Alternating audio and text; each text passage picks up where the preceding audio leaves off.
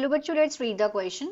Rise in temperature leads to deleterious change in environment resulting in odd climatic change called.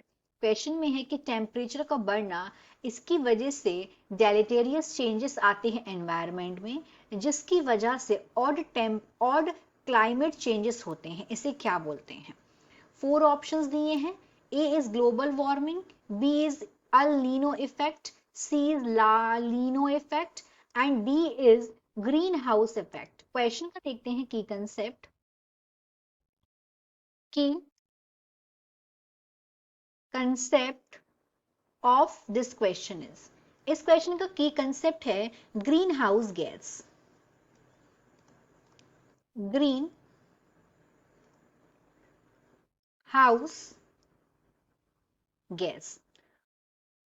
Green house gases ये वो gases होती हैं जो absorb करती हैं और एमिट करती हैं radiant energy with in the thermal infrared range और कॉज करती हैं ये ग्रीन हाउस इफेक्ट. अब इनकी वजह से होता है ग्लोबल वार्मिंग. अब ग्रीन हाउस गैसेस होती कौन कौन सी हैं? सबसे ज्यादा CO2 होती है, ये 60% होती है. इसके बाद मीथेन होती है. जो CO2 है, CO2 ये मॉलिक्यूलर फॉर्मूला होता है कार्बन डाइऑक्साइड का. मीथेन हो गई, ये 20% होती है.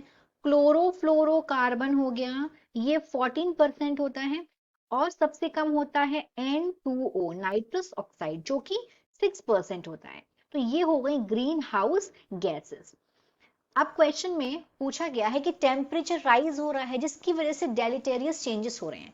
डेलिटेरियस चेंजेस ये वो चेंजेस हैं जो जेनेटिक अल्टरनेशन लाते हैं, जिनकी वजह से इंक्रीज होती है अलग अलग सर्टेन टाइप की डिजीज या डिसऑर्डर्स. अब यहाँ पे एक एक करके ऑप्शंस देखते हैं. ए में बोला गया है ग्लोबल वार्मिंग. तो ग्लोबल वार्मिंग का मतलब क्या होता है कि जब ग्रीन हाउस गैसेस बढ़ती है तो ये गैसेस क्या करती हैं, जो ग्रीन हाउस गैसेस हैं ये टेम्परेचर को इंक्रीज कर देती हैं, राइज कर देती हैं टेम्परेचर को, राइज इन टेम्परेचर. और जब टेम्परेचर बढ़ जाता है तो ग्लोबल वार्मिंग होती है. टेम्परेचर बढ़ने की वजह से क्या होती है? Global warming. Global warming. और ग्लोबल वार्मिंग की वजह से सी लेवल इंक्रीज हो रहा है. सी लेवल इंक्रीज होता जा रहा है. इसकी वजह से जो पोलर आई कैप है, मतलब जिस पोलर रीजन्स में जो आइज हैं वो मेल्ट हो रही हैं. इसकी वजह से जो हिमालय, जो जैसे कि कहाँ की बात करें हम लोग, हिमालयन स्नो कैप की बात करें, तो अगर ये लगातार चलता रहा तो जो सी लेवल है, जो समुद्र के किनारे जो कोस्टल एरियाज हैं वो धीमे धीमे पानी में ढक जाएंगे, सबमर्ज्ड हो जाएंगे वहां पे. पर ये इसका आंसर नहीं है.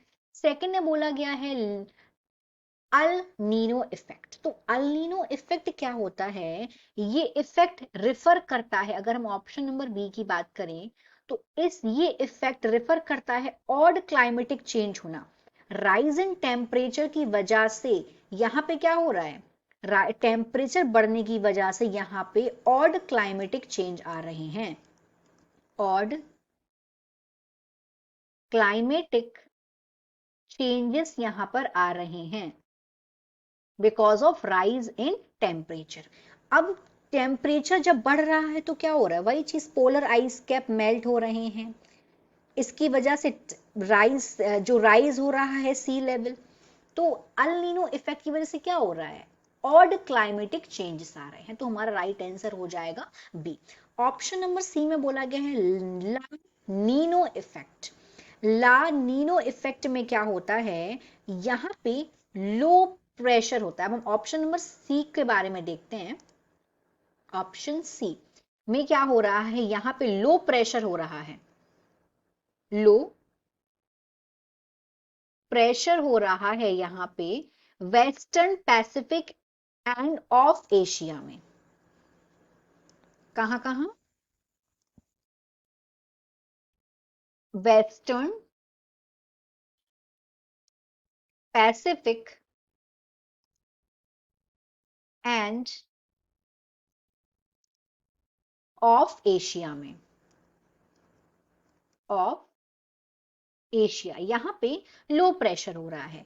ला नीना, जो ला नीनो है ये क्या करते हैं, ये कॉज करते हैं ड्रॉट पेरू में, और हैवी फ्लड्स लाते हैं ऑस्ट्रेलिया में। तो जो हाई टेम्परेचर है वेस्टर्न पैसिफिक इंडियन ओशियन का, ये इसकी वजह से क्या हो रहा है, यहाँ पे गुड मॉनसून रेन हो रही है इंडिया में।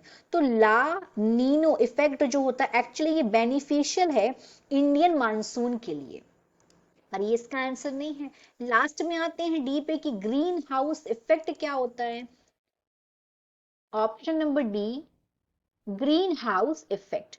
तो ग्रीन हाउस इफेक्ट क्या है, ये वो प्रोसेस है जहां पे ये जो ग्रीन हाउस गैसेस क्या कर रही हैं, ये रेडिएट कर रही हैं, रेडिएट कर रही हैं सन से जो एनर्जी एब्जॉर्व करके, मतलब ये क्या कर रही हैं, उनको सन से जो एनर्जी रेडिएट हो रही है उसको एब्जॉर्व कर रही हैं और उसको एटमॉस्फेयर में फिर से रिफ्लेक्ट बैक नहीं कर रही हैं। इसकी वजह से ये, इसलिए जो इसका ये वाला आंसर है ये भी नहीं होगा। तो odd climatic change, rise in temperature की वजह से जो होता है उसको बोलते हैं El Nino effect. So the final answer of this question is B, El Nino effect. Hope you understood it well. Best of luck.